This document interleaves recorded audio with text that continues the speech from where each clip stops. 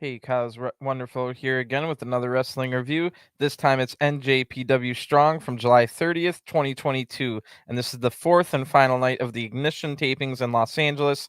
Tonight we'll see the second of two semifinal matchups in the Strong Openweight Tag Team Title Tournament. It'll be Stray Dog Army versus Aussie Open. Waiting for them in the is the surprise finalists, Christopher Daniels and Yuya Uemura. The finals will take place at the next tapings in Charlotte. And since this is the last episode of Ignition tapings, we should see those really soon. And hopefully the finals will be next week or the week after. So also tonight, we'll see the IWGP World Heavyweight Champion in action, appearing on Strong for the first time. Not Jay White, but the actual World Heavyweight title belt will be on Strong for the first time, as Jay White leads Bullet Club, consisting of Chase Owens and Hikuleo in six-man tag action, taking on the ace of New Japan, Hiroshi Tanahashi, who will team up with Kevin Knight and Strong Openweight champion Fred Rozier. So it should be a good one. This is another match that's a byproduct of being recorded a month ago. So on the same night as this match, Chase Owens and Jay White are actually fighting each other in their G1 League match as well. And of course, Tanahashi's there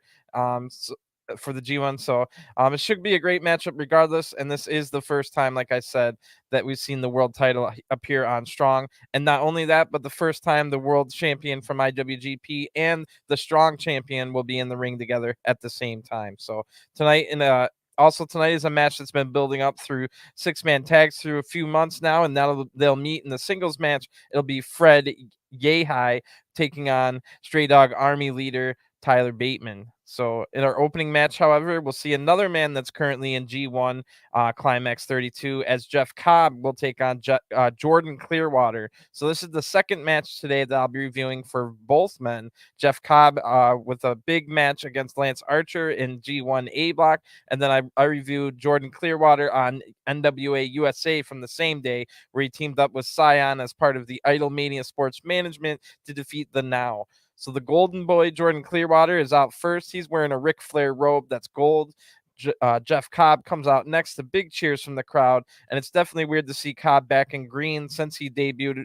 All of United Empire debuted new black and silver gear for G1, so I definitely prefer the green. They look like Bullet Club with their black and silver in G1. So Jordan then takes his time disrobing and then attacks Jeff Cobb once he was lulled to sleep with the long disrobing. So we got a Jordan attacking here before the bell even rings. Cobb catches a kick, but Jordan hits a nice enziguri. Cobb then bails out of the ring already. Jordan fouls him out there. It looks like it might have been a mistake, but Jordan turns it around, evading attack that sends Cobb hard into the ring post already. So back in the ring now, Cobb takes control, throwing around Jordan as if he was nothing, which to Cobb, Jordan is nothing. We've seen Cobb throwing around guys like Bad Luck Fale and Lance Archer, who are much bigger than Jordan. So Cobb then hits massive forearms that has Jordan Clearwater rocked here. Then a delayed vertical into a throw, not a suplex, has Jordan in trouble. But Jordan is able to stay alive here, evading the standing moonsault from Cobb.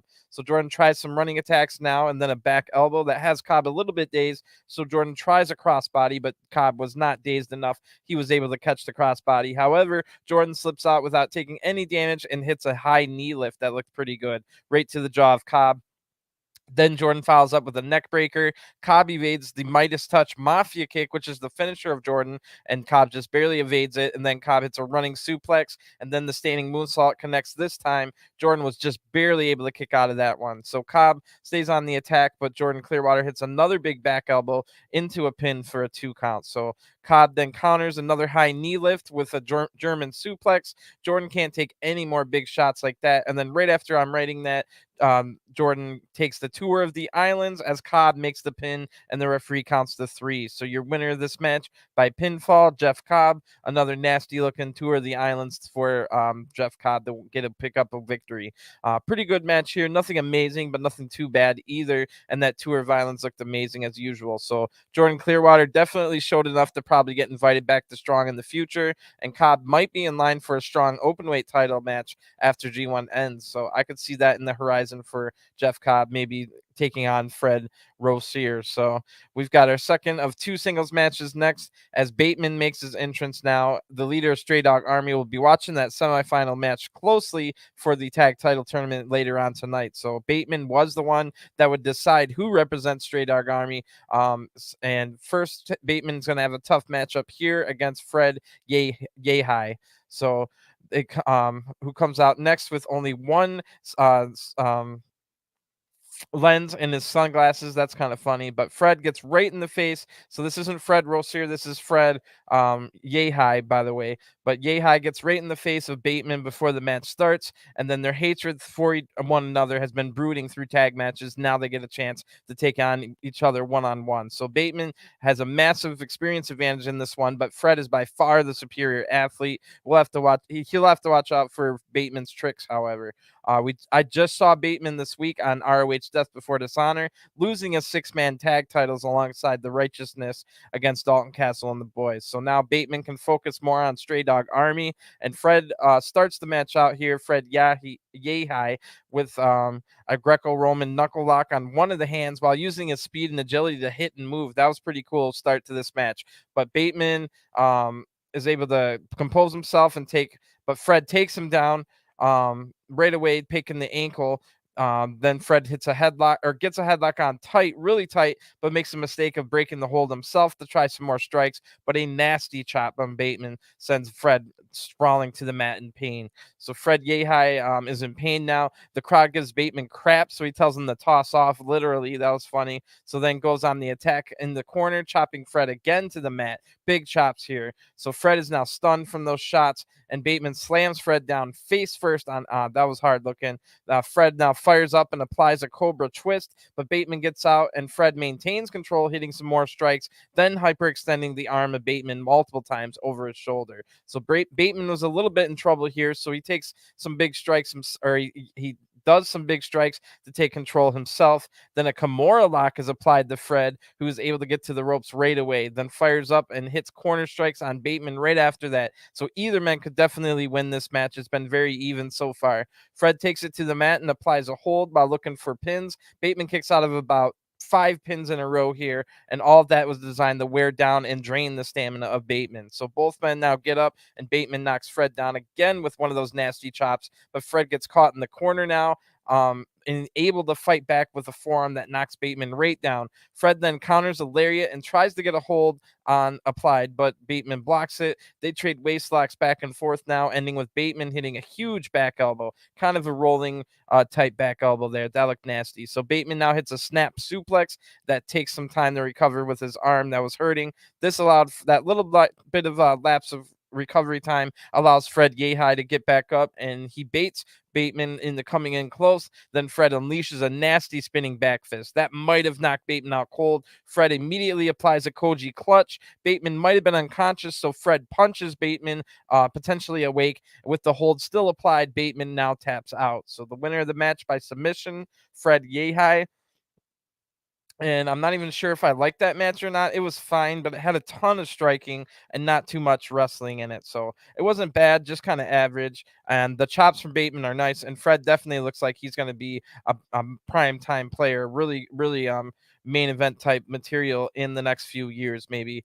So after a short intermission, which I don't understand why there's intermissions during a 1-hour show, but since I can just fast forward through it, it doesn't really bother me whatsoever. It's just weird that it's there. But anyway, Stray Dog Army come out first for the semifinal match for the this is going to be for the first to crown the first ever strong tag team champions. So coming down to the ring representing Stray Dog Army will be Barrett Brown and Misterioso. They just barely were able to defeat Midnight Heat in the first round. Misterioso also narrowly avoided destroying his knee on the barricade while diving outside. So not only would that have put him out of action for a long time, but Midnight Heat would have definitely won that match because Barrett Brown was getting dominated and isolated the entire match, and Misterioso was able to come in without a tag and take both men out, saving Barrett multiple times after that point where he hit the barricade. So if he had torn his knee apart, that match would have been over, and Misterioso would have been on the shelf for a long time. So good thing he didn't.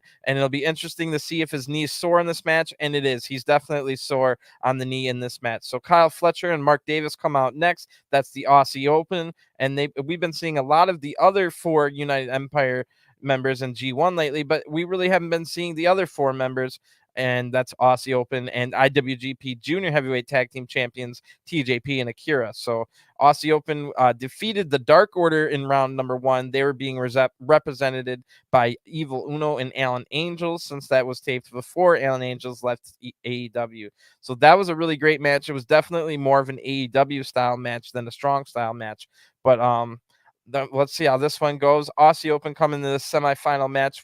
Not only the favorites to win tonight, but also now the favorites to win the entire tournament now that TMDK has been eliminated in the other semifinal. So the winner of this match tonight gets Christopher Daniels and Yuya Uemura in the finals and the crown the first ever tag champions of Strong.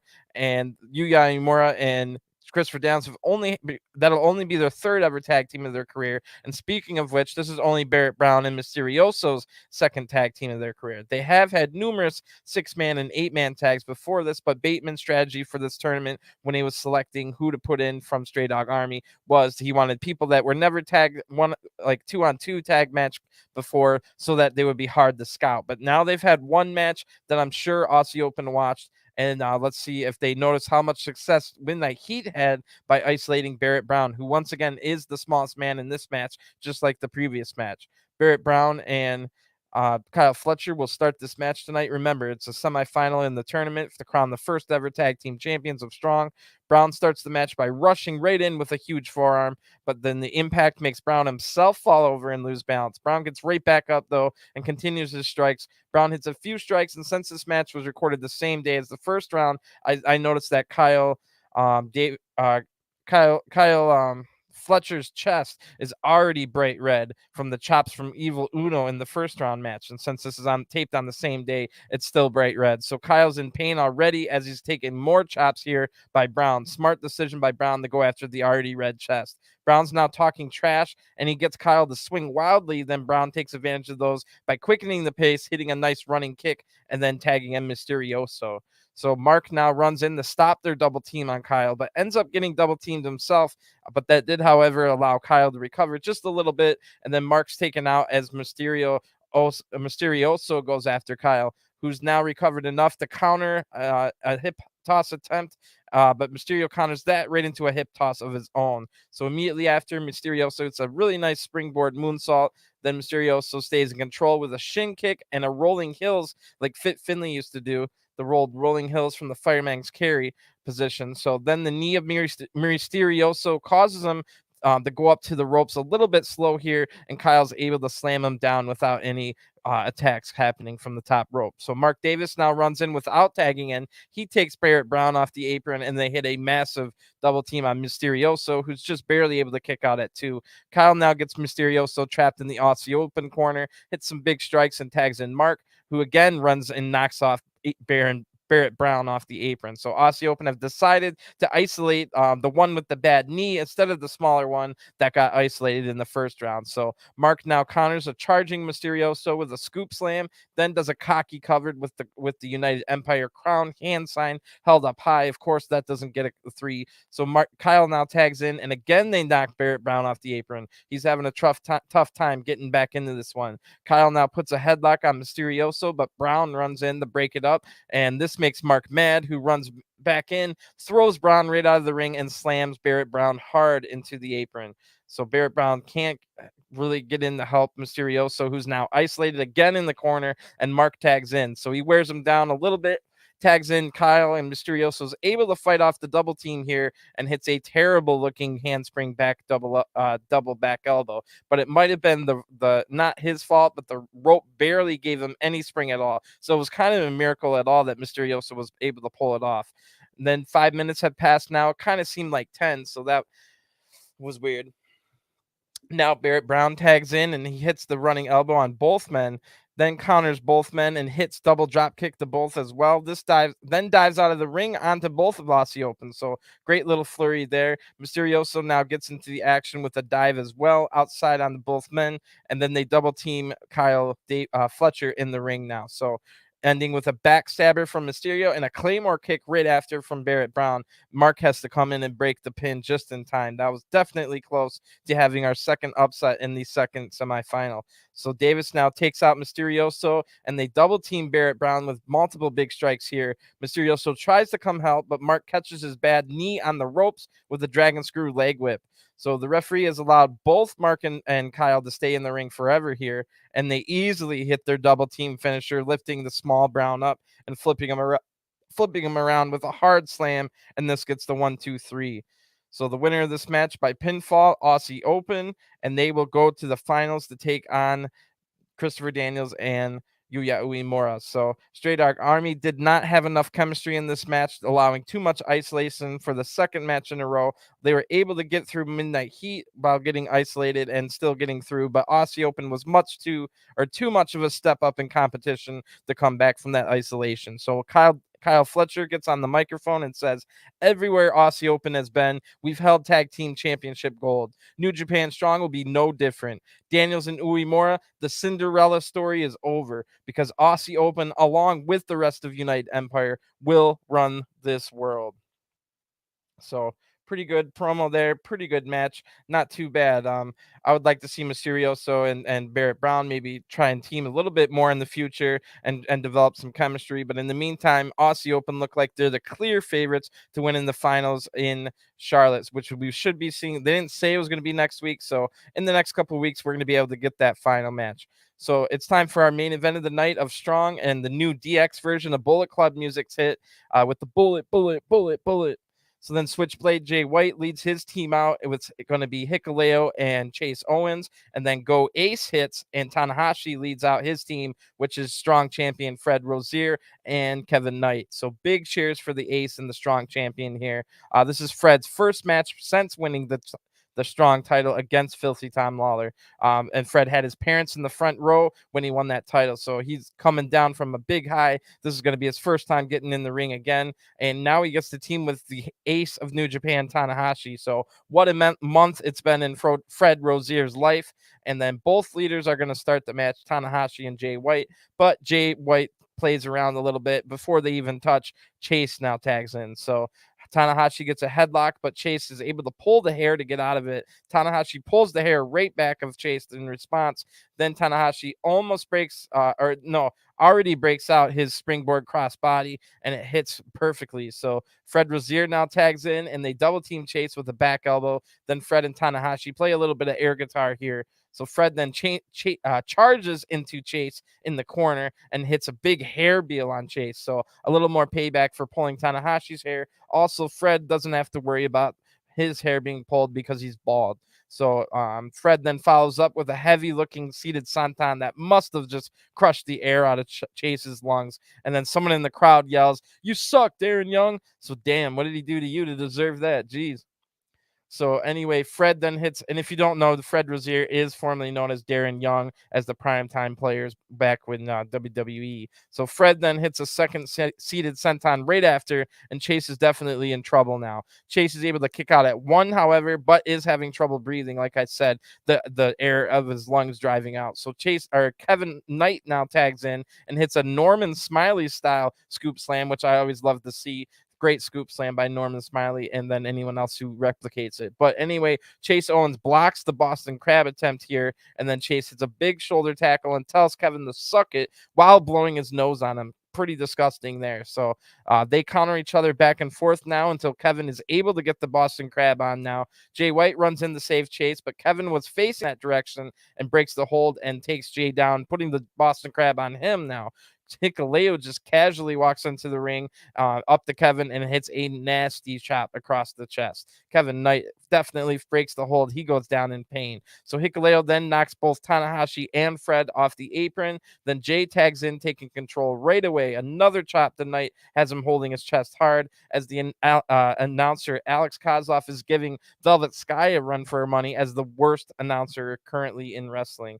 Alex Koslov is terrible. Hopefully, Matt Ringwald is back for the Charlotte tapings. I can't stand one more week of listening to Alex Koslov on commentary. He literally might be worse than Velvet Sky, and that takes some doing. Jay then dominates and tags in Hikuleo, who then hits another nasty chop on Kevin. Kevin's getting a lot of chops on his chest in this one. Kevin now gets thrown hard into the corner, flipping upside down on the way. Chase then tags in, and they hit a double team top rope back rake, if you could believe it. And then Chase hits a really weird looking reverse DDT with his legs. I'm not quite sure if that was good or super fake looking. I'm not quite sure.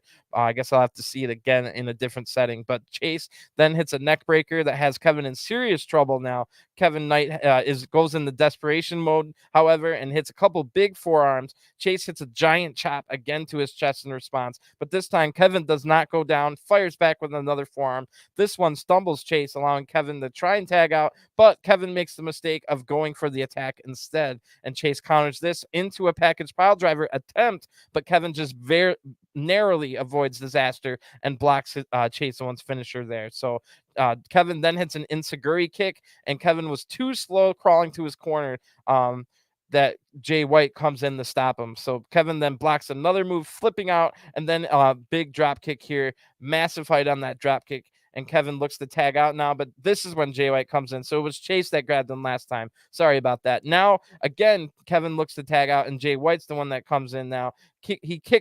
Kevin kicks Jay White off and then tags in Hiroshi Tanahashi. So Kevin was in trouble for a long time, being isolated. Now Tanahashi's in. Jay and Tanahashi stare each other down. So Chase must have tagged in Jay at some point. I missed it.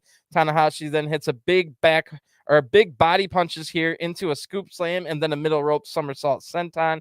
And then Jay fights back by pulling the hair after that big flurry. Tanahashi then breaks the hold on his hair, but Jay catches a kick and hits a dragon screw leg whip on Tanahashi. So Jay has control now, and he hits a spinning vertical suplex for a 2 count. Jay applies a chin lock as the crowd has dueling chants for both men. Jay then hits a chop, but Tanahashi responds with a dragon screw leg whip of his own. Now Tanahashi counters a blade runner attempt with twist and shout of his own. Hikuleo now tags in and runs right into a drop kick from his knee from Tanahashi. Fred Rozier now tags in, who has history with Hikuleo going back on strong here. And Tanahashi and Fred double suplex Hikuleo, crashing the big man down to the mat hard. Jay White and Chase Owens now run in, and they both get taken out with dragon screw leg whips, each from Tanahashi and Fred. So that gives Hikuleo time to recover, and he takes out both men with clotheslines. And then, like the 10th dragon screw leg whip of the 1 hour show, now takes Hikuleo down. So Fred tags in, and Kevin Knight, who charges in the Hikuleo in the corner, unloads. Kevin Knight just tagged in, and he unloads some big strikes, but Hikuleo is able to push Kevin away. Kevin then counters a choke slam attempt into a roll-up pin for a 2 count. Hikuleo then blocks the Boston Crab attempt and then hits a nasty chop. Again, Kevin's chest getting lit up here. Nothing but chops and dragon screw leg whips tonight on Strong. Kind of almost too much. We've seen just like so many of the big moves were either dragon screw leg whips or chops in a 1 hour show, like 17 each. Anyway, speaking of dragon screw leg whips, Hikuleo's knee was giving him some problems here from that leg whip earlier, and this allows Kevin to counter with a drop kick. Tanahashi now comes in. He hits a sling blade while also limping because of the dragon screws. He hits a sling blade anyway while limping on Hikuleo. Now Fred Rozier comes in and hits another one of his seated sentons. Kevin hits a standing frog splash right after, and now he's able to apply the Boston Crab. So Jay White and Chase run in, but they get caught in submissions too. Tanahashi has a clover leaf on Tanahashi has a clover leaf on Chase Owens, while Fred has a crossface chicken wing on Jay. And then Hikuleo refuses to tap and powers out of the hold. Kevin comes charging in, but right into a massive power slam, followed by a choke slam from Hikuleo for the 1-2-3. The winners of this match by pinfall, Bullet Club, and then Jay White gets on the microphone after the match, as this was the main event. But this was a good match. Like I said, I was kind of complaining about too many chops and too many dragon screw leg whips on a 1 hour show. If it was only in this match, it would have been one thing, but the matches we saw before this also featured a lot of chops and a lot of dragon screw leg whips. So that was kind of awkward, but this match was still pretty good. Great to see all the big names here in New Japan, and also some of the younger guys like a Kevin Knight getting to work with them, and Hikuleo too, if you want to think of it that way. So Jay White gets on the microphone, and he says, "This title right here is proof that New Japan Strong has been an effing success. About a year ago, I made the decision to invest my time here in Strong and here in the States rather than in Japan. I saw the opportunity and potential on Strong, not just for myself, but for New Japan as well. I saw the hunger in the guys here on Strong, and that's why you fans keep coming back. You guys come back for guys like Fred Rozier, Ren Narita, Yuya Uemura, Tom Lawler, Team Filthy, guys like Clark Connors and Alex Coughlin. You saw the hunger, and as a result of the last year, we now have this IWGP World Heavyweight title. So what I'm trying to say is thank you." So now that was really weird coming from Jay White, but it's not that weird. If you've been following Jay White, you know that he's got violent mood swings. He can be the nicest guy 1 second and then completely have a mood swing to be the most evil prick you've ever seen in your life. So anyway, this was awkward, but Jay was kind of talking from the heart. Everything Jay said there was pretty much true, and that was like almost out of character slash his character is that he's sometimes nice, sometimes not. So then Chase Owens and Hikuleo are like trying to get Jay to stop talking after saying like thank you and all that butt kissing stuff. So Jay White gets back on the microphone and says, "Oh, I misspoke. What I meant to say is, of course, I was always going to win this title with or without you. You really think I needed your support to win this? And you should be and I should be thanking you? No, you should be thanking me. I don't need Strong. Strong needs me, because without me, this wouldn't exist. You wouldn't be here, and New Japan Strong wouldn't be a thing. Nobody would see all the guys in the back. And if it wasn't for the work that I put in for Strong and pro wrestling in the last year, you think all the names I listed earlier would be the ones that matter? There is one man who makes the pro wrestling world turn. That man is Switchblade Jay White, the number one asset in all of pro wrestling, the last rock and roller, the man who single-handedly sold out Madison Square Garden and the United Center. I am Quick King Switch, baby, the first and only true Grand Slam champion, making me the real belt collector. I am the leader of Bullet Club. I am the catalyst of professional wrestling. I am the IWGP World Heavyweight Champion. It's still my era. This is the Switchblade era. So then we get the character stuff after that. But the beginning of that promo was good when he was talking from the heart. So that was some pretty cool. I like that not only does he say Madison Square Garden now, but he now adds the United Center in there, which was sold out at Forbidden Door. And I'll just allow Jay to say that he was the one that sold it out. That's fine by me. So that just goes along with his whole catalyst of pro wrestling gimmick that he's got going on. And it might not even be a gimmick. He might believe it himself. It might be true. I'm not quite sure which is which, but again, showing that first of all, Jay White loves to talk. Just loves to hear his own voice. But at the end of the day, it hammers home that he really does have this like split personality almost, or bipolar, where he could be the nicest, greatest, coolest guy you've ever been around, and then 3 minutes later he's yelling at you, wanting to beat you up, and all that kind of stuff.